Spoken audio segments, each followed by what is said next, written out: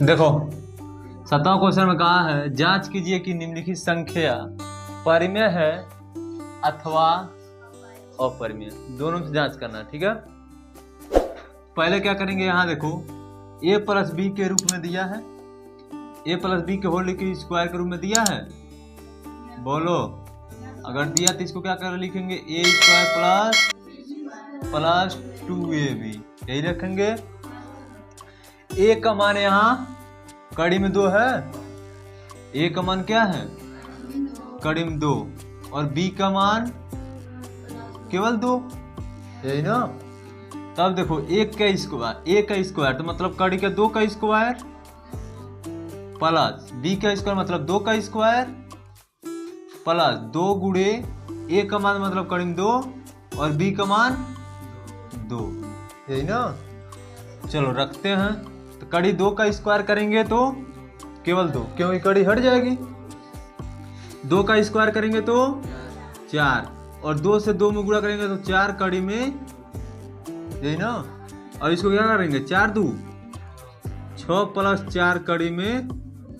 अब एक चीज बताओ, ये परिमेय है कि अपरिमेय? अपरिमेय है, क्योंकि कड़ी में आ गया है और ना ही इसके नीचे p/q के रूप में नहीं है। p/q के रूप में होगा तभी तो परिमेय होगा। तो ये कौन क्या है, अपरिमेय। किसी दिक्कत? इसको देखते हैं, ये देखो a minus B a plus B के रूप में है a माइनस बी और a प्लस बी के रूप में है। तो इसको क्या लिख सकते हैं, a स्क्वायर प्लस, यही लिखेंगे ना।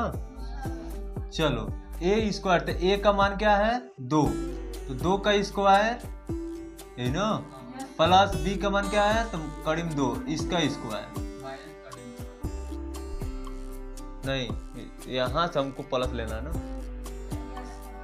तो 2 का स्क्वायर कितना हो जाएगा 4, और इसका 2, 4 2। अब एक चीज बताओ, ये क्या है, परिमेय है?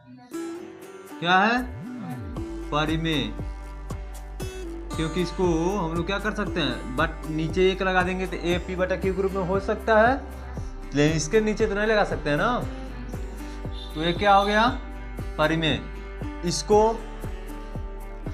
हम लगा देते हैं, इसको सेम ऐसे है, तुम लोग लगाना। ठीक है, देखो यहाँ भी 3 प्लस कड़ी में 2 है, और यहाँ 3 माइनस कड़ी में 2 है। यहाँ देखो 2 माइनस कड़ी में 3 है, यहाँ 2 प्लस कड़ी में 3 है, सेम ये वाला आ रहा है। तो मतलब a स्क्वायर प्लस स्क्वायर, फिर एक क्वेश्चन में हो गया ना, और एक क्वेश्चन में a स्क्वायर प्लस 1, वहाँ वही था, 2 ही था ना, 4 है। तो मतलब कि और इसको में लेंगे और इसको 1 में लेंगे, जो संख्या बराबर रहेगी तभी तो लेंगे।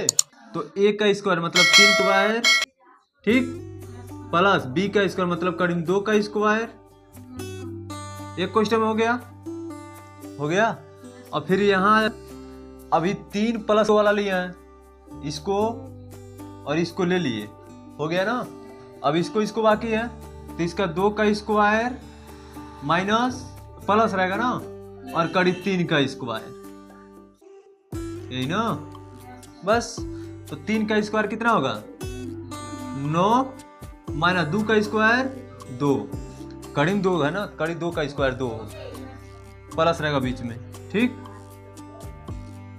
और यहाँ आ जाओ, 2 का स्क्वायर तो 4 प्लस करीब 3 का स्क्वायर तो 3, ठीक। 9 2 11 गुणे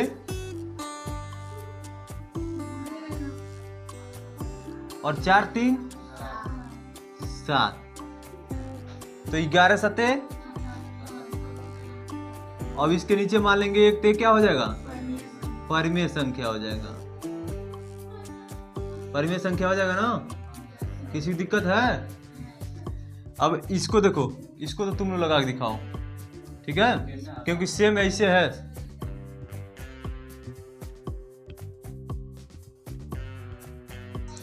देखो 8वां क्वेश्चन कहा है कि नीचे दिए गए कथन सत्य हैं या असत्य हैं, और उसके साथ क्या करना है, कारण के साथ बताना है या अपने उत्तर पुस्तिका में लिखना है। एक चीज देखो, यहाँ बोला है प्रत्येक अपरिमेय संख्या, प्रत्येक अपरिमेय संख्या एक वास्तविक संख्या होता है। क्या होता है? एक वास्तविक संख्या होता है। तो अब एक चीज समझो कि संख्या चाहे परिमेय हो चाहे अपरिमेय हो, वो उसको तो वास्तविक होना है। वो संख्या क्या होगी? वास्तविक संख्या होगी, चाहे वो संख्या अपरिमेय हो चाहे परिमेय हो, चाहे वो P/Q के रूप में आए या ना आए। ठीक है, P/Q के रूप में आए या न आए, वो वास्तविक संख्या ऑलरेडी रहता है, बस वो संख्या अपरिमेय और परिमेय में बदलता है। ठीक है, तो ये कहा है कि प्रत्येक अपरिमेय संख्या एक वास्तविक संख्या रहता है, तो हाँ सत्य है। सत्य है कि हाँ अपरिमेय संख्या क्या होता है? वास्तविक संख्या रहता है, मतलब प्रत्येक अपरिमेय संख्या एक वास्तविक संख्या रहते हैं। ठीक, दूसरा क्या कहा संख्या रेखा का प्रत्येक बिंदु, संख्या रेखा का प्रत्येक बिंदु, जैसे एक संख्या रेखा हो गया 1 2 3 4 ऐसे करके -1 -2 -3 -4 ऐसे रहता है ना।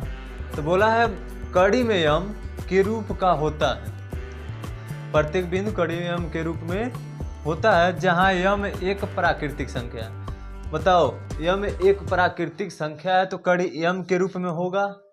अगर है कड़ी यम के रूप में तो यम एक प्राकृतिक संख्या हो नहीं सकता है। ठीक है, इसलिए यह कथन क्या है? असत्य है। क्या है? असत्य है। यहाँ देखो, अगर हम यहाँ से यहाँ तक ले रहे हैं तो ये तो कड़ी ओड़ी आ नहीं रहा है, तो जब कड़ी में यहाँ है तो अगर हम इसको इस पे दर्शाएंगे तो कैसे यम के रूप में हम दर्शा सकते हैं? नहीं दर्शा सकते हैं। इसलिए जो कह रहा है वो गलत है, ये कथन क्या है? असत्य है। फिर देखो, बोला प्रत्येक वास्तविक संख्या एक अपरिमेय संख्या होती है। हम यहाँ क्या बताए हैं कि प्रत्येक अपरिमेय संख्या वास्तविक हो सकता है, लेकिन वास्तविक संख्या अपरिमेय नहीं हो सकता है, अपरिमेय भी हो सकता है।